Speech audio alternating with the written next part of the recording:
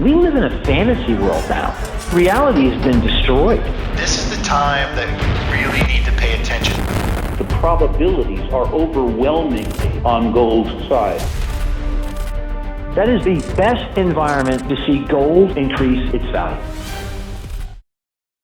Welcome to Palisade's Gold Radio. I'm your host, Tom Bodrovics. Joining me today, Ivor Cummins. We're doing a special kind of live thing in Argentina here, and I have the distinct pleasure to welcome Doug Casey to the show. Doug, thanks so much for your time today. My pleasure, Tom. So, as most of you know, Doug is the founder of Casey Research, author of several books, and also the channel Doug Casey's Take, which he does with Matt. Excellent conversations. But I'll point out, Casey Research I sold it years ago and it's disappeared, and it's been replaced by internationalman.com. I had to put a little plug in there for it. Absolutely. So, Doug, I think a lot of times with obviously just being barely past the election here, a lot of people get to this point, get so focused on one particular thing. What do you think is most important to be thinking about, to be learning about, to be focused on at this point in time? Focused on? Well, what should you be focused on? The economy, the history, science, self-improvement. I'm glad that this political season's over, because people don't have to be focused on politics anymore, which is kind of a degrading activity. So I don't know. What do I do every day? Frankly, I don't know. I don't have a good answer to the question. What should we be focused on? What do you think?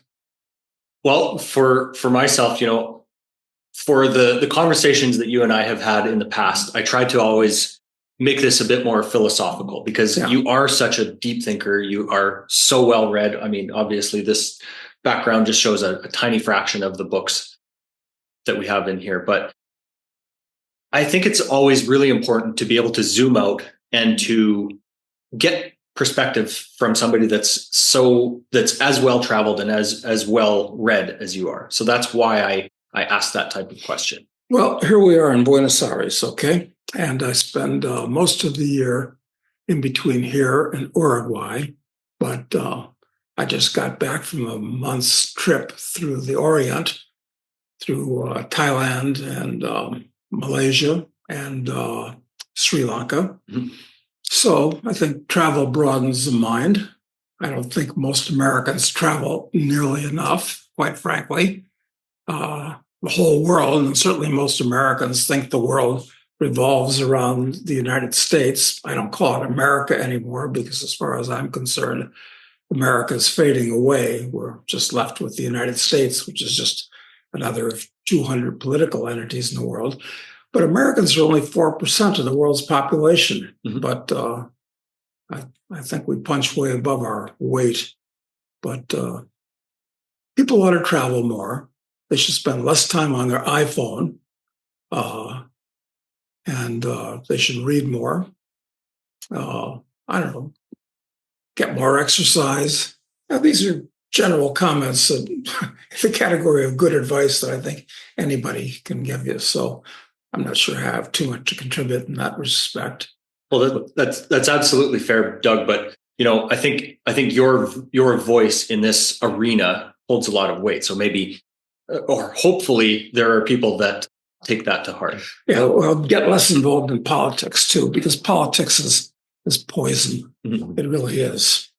Well, I might, Doug, actually, just for my own part, I've been involved in a battle somewhat with all the things that happened in the last few years. But I'm increasingly focusing on this concept, like you were in the Maverick conference there on the panel, the Plan B concept, the best place to have a backup. I have 5 children in Ireland. I'm very rooted there, and I tend to stand and fight whatever's coming. But on the idea of the best place to be, with your knowledge of the headwinds in the world and what's happening in the coming years, where are you thinking as the best places to be? Well, a little bit of it's process of elimination. And Europe is totally screwed as far as I'm concerned. The population of Europe, certainly Western Europe, is been totally brainwashed by socialism. They believe all these socialist concepts. So it's pretty hopeless from that point of view. It's on the front lines of whatever World War III is going to look like. That's not good. I don't want to be anywhere near World War III. And of course, it's suffered from massive migration from Africa and the Middle East and other places, drawn in by the welfare benefits. You get free food, you get free clothing, you get a free place to live. And that's going to continue. I mean, if I was a young Nigerian, I'd get the hell out of Lagos and get to Europe and get on the gravy train. Now, Europe is basically screwed, and I can't see how it's going to turn around. So, process of elimination. Love Europe, love the old buildings, but it's not on my dance card.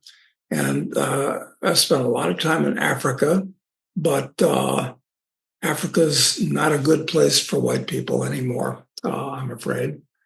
Still a wonderful place if you're a young man who wants to make his fortune. Yeah, I recommend Africa for that, but it's not a bolt hole to live. So forget about that.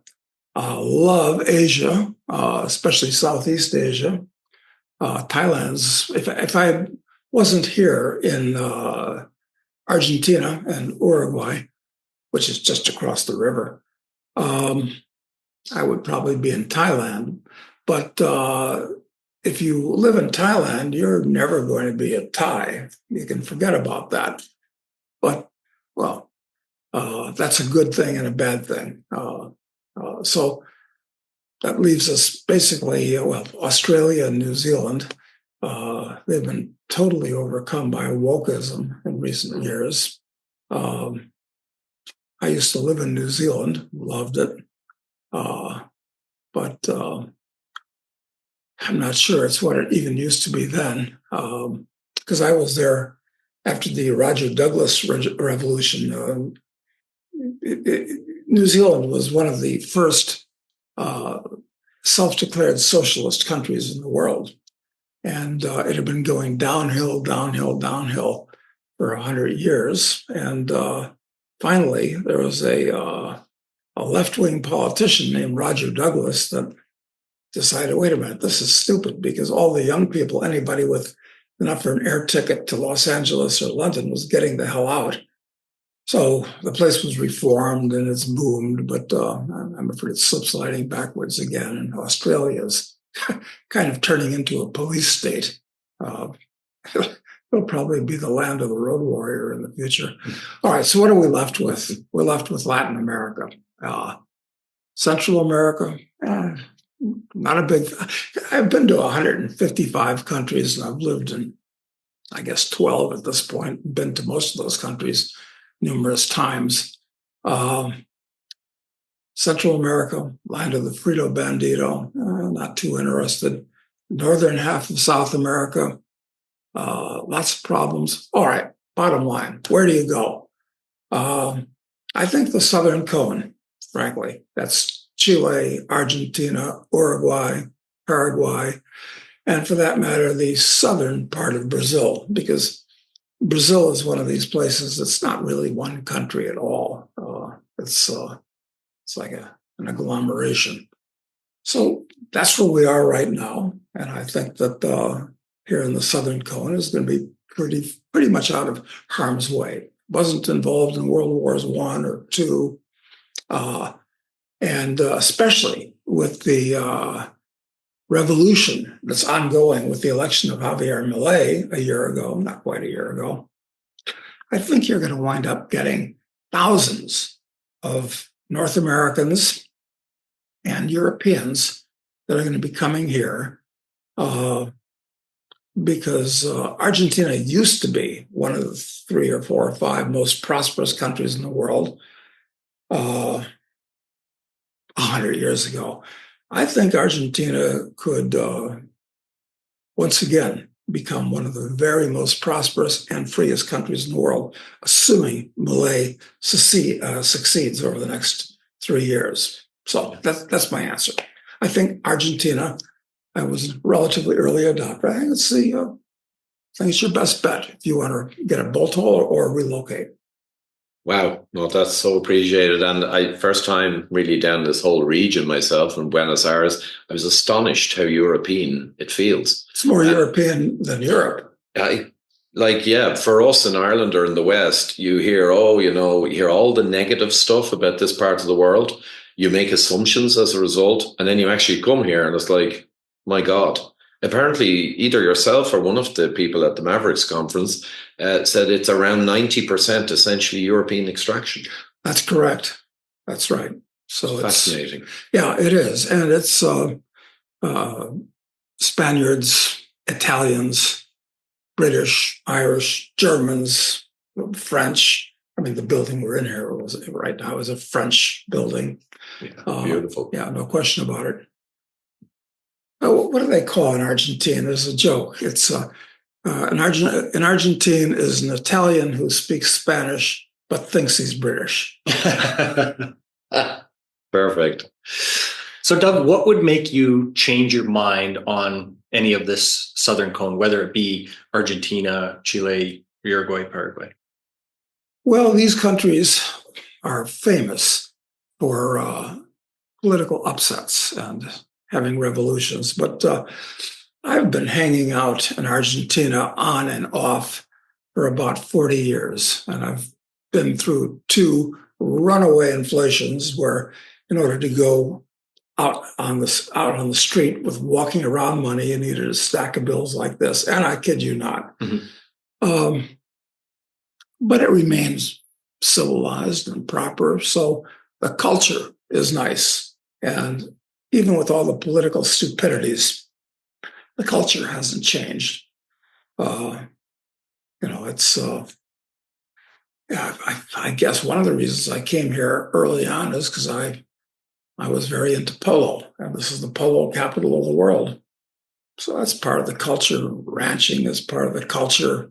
Wide open spaces where there's just no people, and you can drive for hours and not see another human being once you're out of Buenos Aires and Cordoba and Rosario. I was just basically no people for hours and hours in all directions. It's great. I like that. Yeah. And some of the figures actually, the guys, yourself and others went through, like 17 was the population density, extremely low, massive capacity for food security, and great arable land.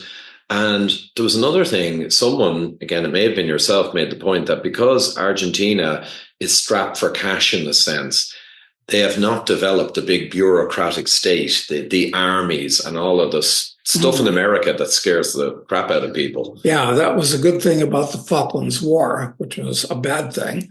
But it totally shattered the faith of the average Argentine in the military. And the Argentine army is, well, you don't see or hear about it. It's just a tiny shell. And the Argentine Navy, there's a famous picture from about 10 years ago of an Argentine destroyer, World War II vintage, because they don't have any new boats, sinking at the dock, keeled over at a 45-degree angle. So, and because of during the military dictatorship that was here during the 80s, where there was a lot of nastiness. I mean, there were probably about, estimates vary, 10,000, 20,000 people. Some people say 40,000. I don't credit that. But say 10,000 people were disappeared, where the military would, if they were a high-value target, would take them out over the ocean in a helicopter and disappear them.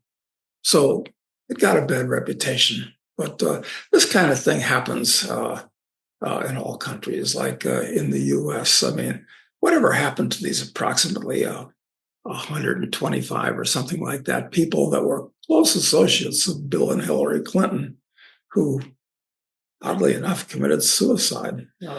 So politics is a dirty business.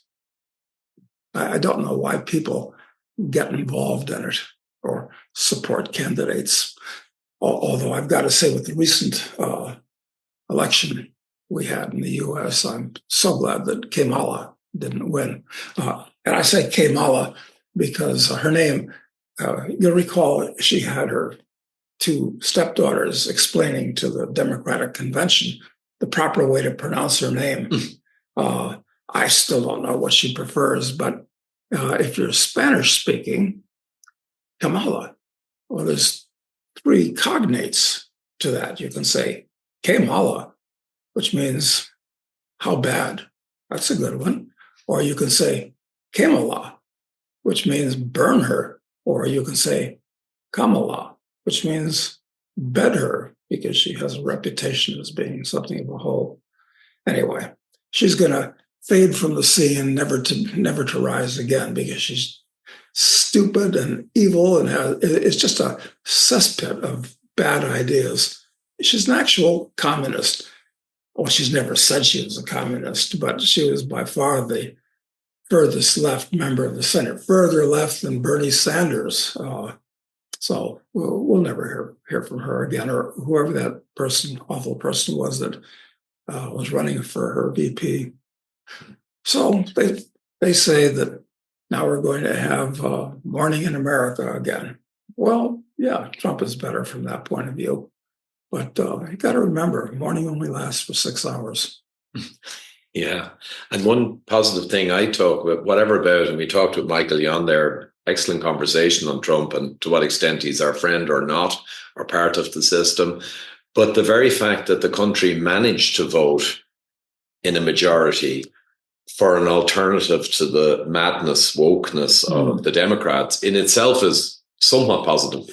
Yeah, but is it? Because about half the country supported these idiots with their actually criminal and evil ideas. So I look at it, yes, I'm very glad that she didn't win, but half the country supports the Democrats or Kamala. So that's not good. No. I mean, the very fact that somebody that's that substandard could have been nominated for one of the two parties, that's really disturbing. Well, I think that's a symptom of our time. The fact that, it seems like almost no political party can get somebody that seems to actually have a brain. And a point that I've brought up often was, people think that Kamala or Biden, they're just these idiot people. Do you think that that's maybe underestimating their shrewdness or the way that they've gotten to that level? Yeah, well, maybe you're asking indirectly, who really runs the U.S. government? Or who's the power behind the throne? And I don't even know if there is any particular power behind the throne. One thing you can say is the deep state.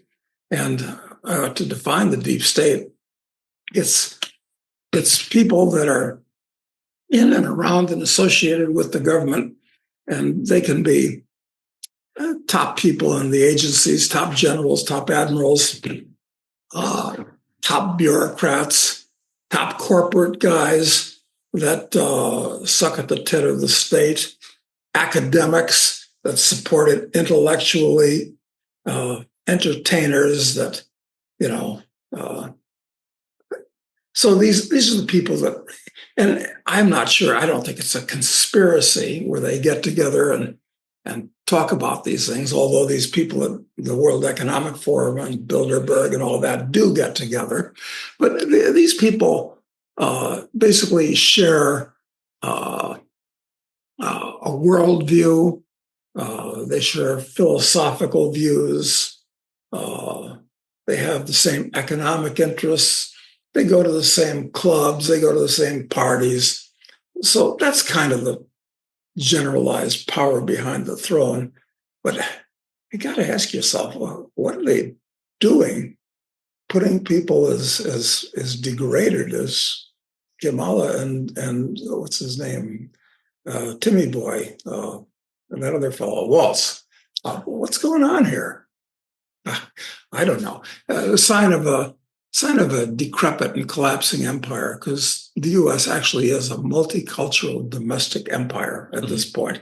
It's not 50, 60, 70 years ago, the United States shared values together. Everybody, wished each other Merry Christmas, and the 4th of July was something that people believed in, and the values that you saw in Father Knows Best and Leave It to Beaver, those 1950s sitcoms. It was, the religious values were all there. That's all washed away at this point.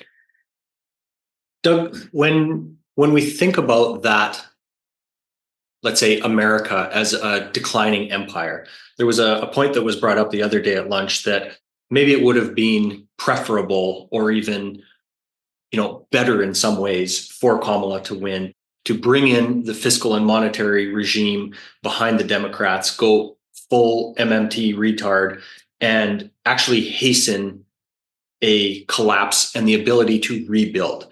What do you think about that idea?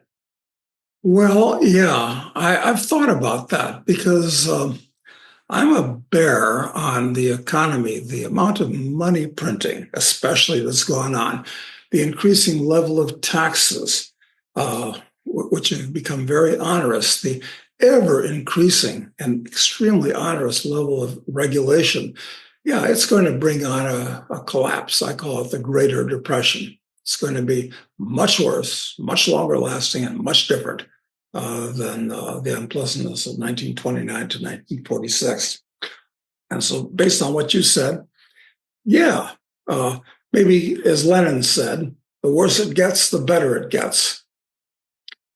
Yeah, okay, I can buy that and let the bad things over the next 4 years happen on the Democrats' watch. But the problem is that if the Democrats, the collectivists, the genuine statists were elected, they would cement themselves in office. Washington is, starting from the Obama regime through the Biden regime, and the baby Bush was totally worthless. Washington is filled with Jacobins at this point. And so if you gave them 4 more years at this point, there's no telling how they would cement themselves in office. And maybe you'd never get them out. And especially with the mass migration that's occurring into the US, these are people that don't share American values, that have been actually recruited with free food, free housing, free medical, and that doesn't draw the best people. That draws the worst people. Unlike the immigrants that came to the U.S. up until the 1950s, they were on their own. I mean, nobody gave them anything. So that drew the best and the brightest. Now we're drawing the poorest and the worst because of this. So with these people coming in, they would vote their pocketbooks, which means vote for the Democrats. So I understand what you're saying about maybe it would have been better for them to blow things up and then start anew, but you'd be starting anew with a different kind of country than we had 50 years ago. And maybe if things blew up, people would say, God, we need somebody to save us, somebody to straighten this mess out. And that's where you get a strong man. That's where you get your Hitler or your Stalin or your Mao. So listen, I'll take 4 years of relatively good times. Yeah, I'm pretty happy that Trump won, considering the alternative. Mm-hmm. Well, Michael Yon brought up the idea that words really matter. He didn't call this a migration; he called it an invasion. Do you think that's more accurate? Yeah, I love that little ditty that came out of this. They're eating the dogs. They're eating the cats. They're eating the pets of the people that live there. It's poetic. Mm-hmm. Look, it's apparently true. I haven't visited these various towns of 3,000, 4,000, 5,000 people that have been inundated with aliens, and these people are aliens, different language, different culture, different religion, different traditions, and just who brought these people there? What are they doing there? I mean, it used to be that if you, as a libertarian, I'm all for open borders and free migration if people pay their own way. But these people are being like the 200,000 or more Somalis that were imported to the U.S. after that war. Who the hell paid for these people and transplanted them in Minneapolis? I mean, this is insane. I mean, yeah, it's not a good situation. I make a joke. Of course, Canada's got the same problem where you've got 40 million people up there, and they get about 1.5 million migrants every year. In their case, it's almost all from the subcontinent. They're mostly Pakistanis. And so now Canada's being transformed from what it used to be to someplace different. And everybody hates white males these days. So, hey, world change. But 100 years from now, who knows what it'll be like? 1,000 years from now, who knows? Who cares? So I kind of, I just watched the kaleidoscope and yeah. Well, and Michael went through the receipts. Basically, it's somewhat hiding in plain sight that this in America is driven by the State Department and it's driven by the government. All the NGOs have been enabled, supported, and in Ireland it's the exact same. It is driven by our puppeticians. Yep. Now, yes, they're simply the butt puppets of the EU Commission and the UN. True, it's being driven by our governments. Yeah. Which is kind of astonishing in a way. But it's not. You shouldn't be surprised. Why? Because the kind of people that want to go into politics are people that want to control other people, think they know best. I'll order your life for you. I'll tell you what to do. I'll tell you how much you have to pay in taxes and all that. So government is like a magnet for criminal personalities. So yeah, I'm not surprised. I'm just surprised at how stupid the average person is that he actually supports Tweedledee or Tweedledum in every election.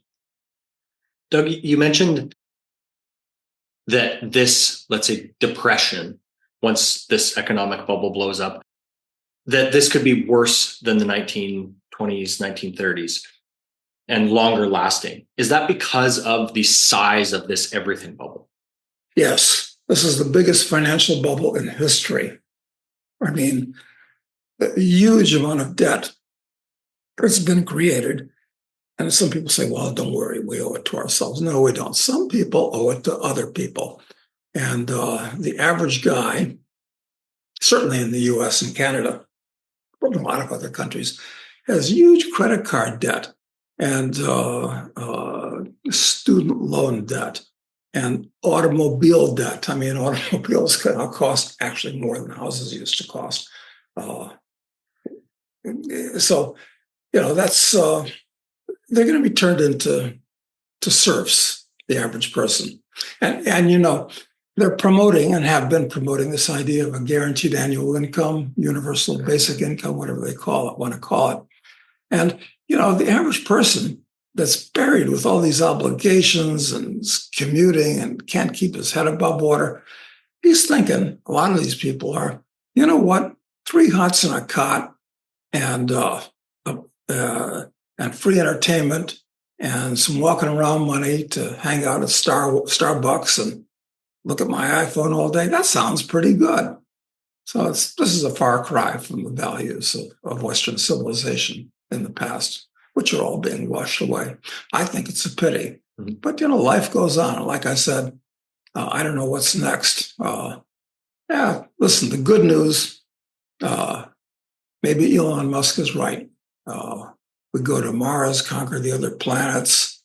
I mean, hey, anything can happen. I like to be optimistic. I'm not gloom and doomy about this. It's free entertainment, kind of free anyway. Mm-hmm. Yeah, it is certainly a theater or a pantomime at this stage as we watch it. Yeah. So a point was made about from the Mavericks, actually, I mentioned I'm a stand and fight person in Ireland, though I believe Ireland is in the crosshairs of some significant challenges, perhaps Michael went through. But the idea of going away, not running away, not giving up the fight, but going to a safe haven, if you like, maybe down here in the bottom of South America, where you can continue to better support people who are on the ground and pushing back. Mm-hmm. I thought it was quite elegant idea rather than just a sense of running away, to guard your wealth, to be somewhere where you still can influence. You've got bank accounts, you've got money, you haven't been cancelled and shut down. What do you think of that idea? No, I think it's great. When the going gets tough, the tough get going. I mean, look, when the Soviets took over Russia in 1917, if you stuck around, you were an idiot. You got what you deserved. When the Nazis took over Germany in 1933, you'd get out of town unless you were really stupid. Same thing in China, 1947, and Vietnam in 1975. I can give you 20 countries where when the tidal wave is rolling in, you can't resist a tidal wave, and you shouldn't try to. I mean, screw those people. I mean, yeah, get out of Dodge when it's obvious what's going on. Mm-hmm. Mm-hmm. Doug, it seems like, right after the election, gold and silver obviously took a pretty big hit.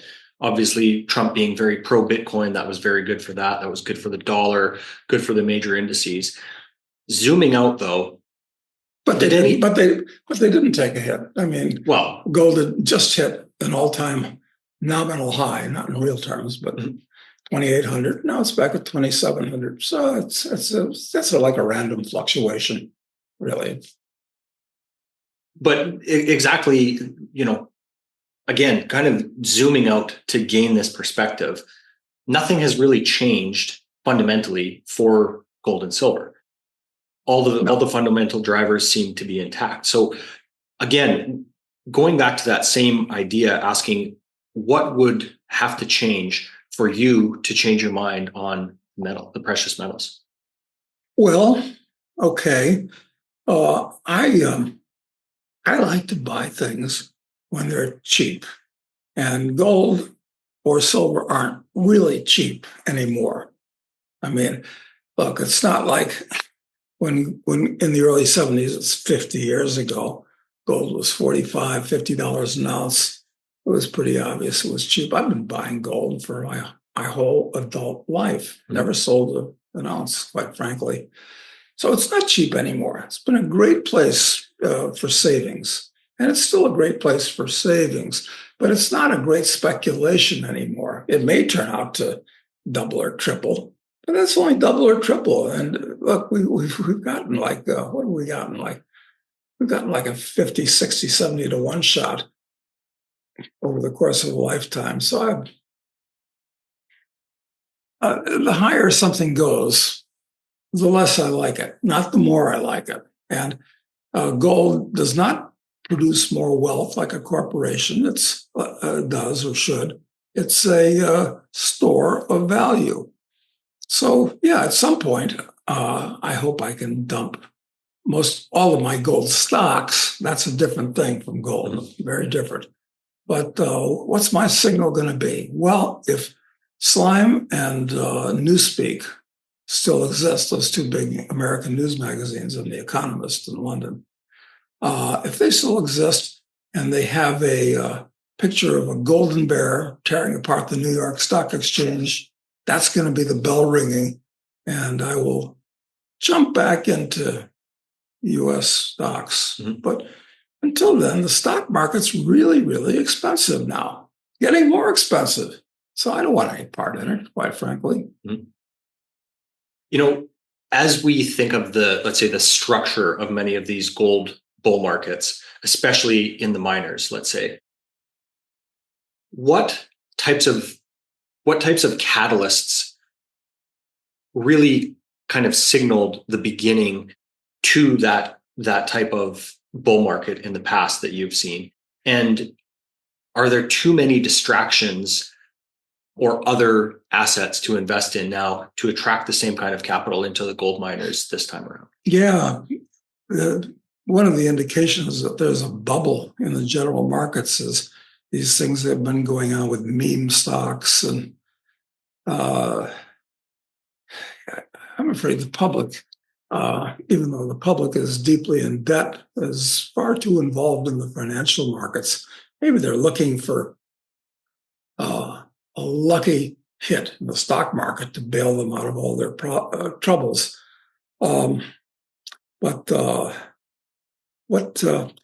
Rephrase the question again, because it's what am I? For gold bull markets in the past, Yeah. let's say, for example, a rate cutting cycle is pointed at to be the catalyst for the miners to perform. Oh, yeah. I've heard that many times. Yeah. Is that the same this time, or are there too many distractions? Yeah, well, there's lots of distractions, and the whole world is greatly over financialized. I mean, financial stocks that basically do nothing but shuffle money around. I mean, insurance companies and brokers and banks and companies of that nature, they add up to, 20% of the value of the stock market? That is just insane. I mean, banking should just be a business that allows you to keep money safely and write checks against it and make loans against time deposits that people want interest on. It should be a really simple, minor business. What a concept. Yeah. But, with these central banks, which all should be abolished, printing money up by the trillions and trillions every year, 2 trillion a year in the case of the US, of course, it's becoming more of a moving paper fantasy. So it's all going to blow up at some point, at which point we'll be very happy to have a bunch of gold and silver coins. That'll be great. But I'm not optimistic about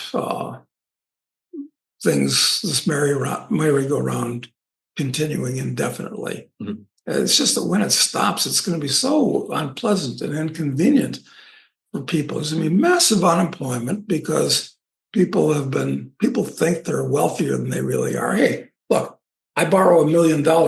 Hey, I feel pretty good. I got $1 million in the bank, and I can live really high off the hog for some time. But when it's gone, I've got my standard. I can artificially inflate my standard of living by borrowing money, but when I pay it back, I'm going to suffer a very real decrease in my standard of living, in addition to a bankruptcy. So, where I'm unhappy because I can't give it back, and the idiot that lent it to me is unhappy because he ain't getting it back either. And where'd the money go? It's been dissipated in high living. So, this depression is going to be quite unpleasant. People living in cities that make a living out of shuffling papers, and that paycheck doesn't come in, they still got debt obligations. Well, what's going to happen to them and to the people that they're obligated? Who's going to ship food into the cities for that? I'm not. If I'm in the food business, I'm not shipping food into Chicago where they're rioting and they can't pay for the goddamn food. Things are just going to get worse. Mm-hmm. Anyway, this is hard. It's hard to know exactly what's going to happen. Mm-hmm. But like I said, I want to watch this stuff on my widescreen down here in South America, not out my front window in the U.S. But I wanted to go back to the gold miners question. Yeah. Oh, what makes this time? Is this time different? And are we actually looking at a bull market here? Well, for the miners specifically. Well, gold mining is a crappy industry. It's a 19th century choo-choo train industry. It's not like it was in the old days, where if you found a gold mine, you were set for life. Now you find a gold deposit, which is hard to do and costs millions of dollars. Your troubles have just started. So I'm not enamored with mining companies. They're burning matches, generally speaking. Uh, but I think since at this point they're so cheap, absolutely relative to the regular stock market or most things, and even relative to historically. I mean, there's classes of them, and there's lots of them. There's thousands of them. People don't realize how many mining companies, so-called, there are. Thousands is the answer, and most of them are crap. But at some point, the public is going to decide, God, I ought to own some gold, and maybe I should own a gold mine too. And their market caps are so teeny weeny. I mean, they're not big caps, they're not small caps, they're not micro caps. They're nano caps, and some are pico caps. So that a little bit of buying, these things regularly go in the past, over the past 50 years, 5 bull markets, the average crappy gold stock, and on average they are all crappy, went upwards 10 to 1, sometimes 100 to 1. I personally, believe it or not, had two that went 1,000 to 1. Didn't buy it exactly at the bottom, didn't sell exactly at the top, but they were really good to me. So that's how volatile they are. So the answer to the question is, yeah, I'm getting so tired of holding them since the peak in 2011. Well, that was the last peak, incidentally. They've been just going nowhere since then. Yeah, they're going to have another kick at the cat. I'll go 10 to 1, and I'll make a lot of money. And then I got to figure out, well, what am I going to do with it? I already got plenty of money, but I got to fill those idle hours somehow. Well, I think you are heading to a hard stop, Doug, I believe. I've lost track of the time. It's been fascinating, but I'm guessing we're close. Let's take a look. Yeah. I got 5 minutes. Okay, we got 5 minutes to wrap up. The key points, key insights, key thoughts for this Armageddon that's approaching for the average person who's only beginning to become aware that they need to start preparing and changing what they're doing. Yeah. Well, it's kind of off color, but I guess I'd say keep your pecker hard and your powder dry, and the world will turn. Mm-hmm. Doug, is there anything you'd like to leave our listeners to think about or to keep in focus? Yeah, don't depend on your government. Recognize that your government is your enemy, actually, and make sure you learn more skills, take in more knowledge. Don't do things that you might consider morally wrong, because you'll regret it in the future, and it always comes back to bite you. These are homilies that you've heard from so many places, but it's good advice. Mm-hmm. Put aside some gold and silver, learn to speculate, because the markets in general are going to be going up and down like an elevator with a lunatic at the controls, which is a good analogy. So that's about all that I can say to sum it up, I think. So for anybody that wants more of Doug's info, that's all available at Doug Casey's Take, where you do regular conversations. Anywhere else you'd like to point to, Doug? Yeah, internationalman.com, where I write an article every week, which is pretty radical. And a bunch of other guys do that are all excellent. So, and it's free, internationalman.com. And I like to promote my 3 novels, Speculator, Drug Lord, and Assassin, following the pilgrim's progress of our hero, Charles Knight, as he advances from one unjustly besmirched occupation to one that's even more besmirched, to something that's even worse. Everybody thinks assassins are bad. Well, it all depends. Mm-hmm. And the next one, if it ever gets done, is called Terrorist, where our hero is accused of being a terrorist. I've got lots of thoughts on the nature of terrorism. And after that is Warlord, where he goes back to Africa, which is where speculator takes place because he's involved in a bush war there and a gold mine and so forth. So hold on, read those three and hold on for terrorist and a warlord. Well, we show a warlord can be a good guy.